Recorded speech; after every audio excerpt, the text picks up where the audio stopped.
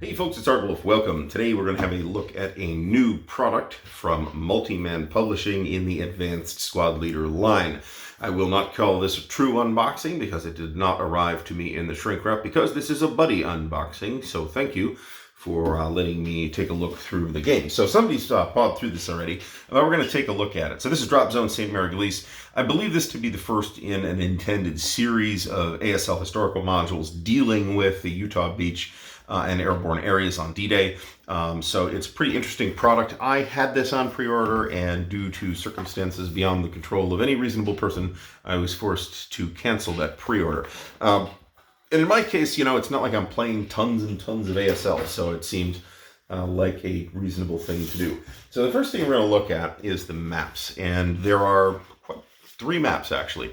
Now, I'm not sure why, but Multi-Man's maps in everything other than ASL tend to be entirely conventional 22 by 34 standard wargame maps. But for ASL historical modules, they tend not to be. This is a 9-panel map, and I'm not going to get out a tape measure. Well, hell, maybe I am, because I got a tape measure.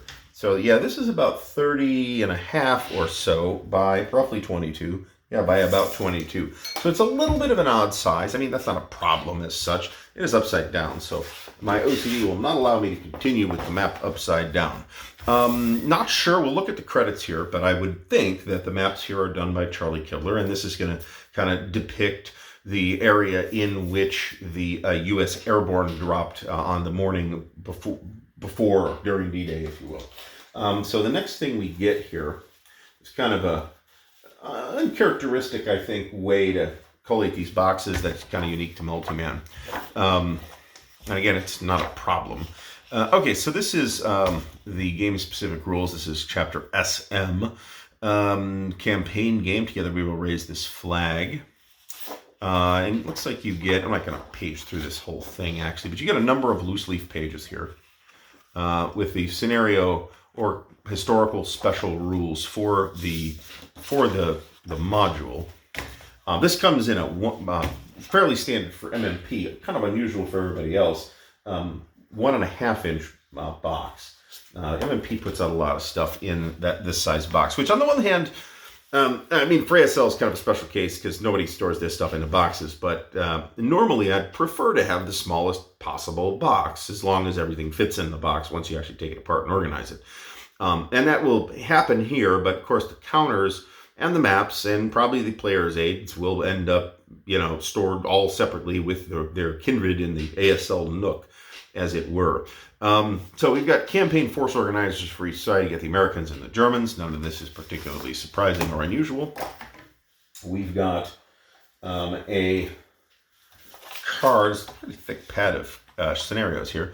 Here's the parts list, 1 box and a lid, 3 22 by 34 map sheets. These are not 22 by 34, but whatever. 1 counter sheet, 11 ASL scenarios, chapter SM, which you've already looked at, and the 2 chapter dividers. I'm unclear that those are still intended to be chapter dividers. So ASL scenario SM1. These should all take place in or around Sainte-Mère-Église, right? So 6 June 1944. Looks like it's a small portion of map A. 7 turns, so not too big. It's not too super small, actually. Looks like 10 American squads and 18 German squads, so it's kind of not small at all, to be honest. You know, these historical modules are not necessarily entry-level friendly, except for the one for ASL Starter Kit. Seldom practical, Sainte-Mère-Église and June 6th. This is a bit smaller. It uses about a quarter of a map. And I feel like these are on, unless they're doubled up here, and I'm just not taking them apart. It feels like they have increased the thickness on these scenario cards, which, hey, that's great. Happy to see that. That's why the whole pad felt. I really feel like I'm picking up 2 of them at a time. They're quite thick. The Roadblock, also June 6th. And LaForge, I would imagine. I don't know. June 6th, Raff's Dilemma, Raff's Distress.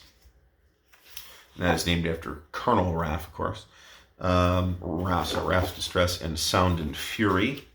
One-Man Wrecking Machine. Okay, so this is a pretty small area-wise scenario. You're going to end up setting up this big map for, they're not that big, I suppose, but you're going to end up setting a substantial size map up to use kind of one panel.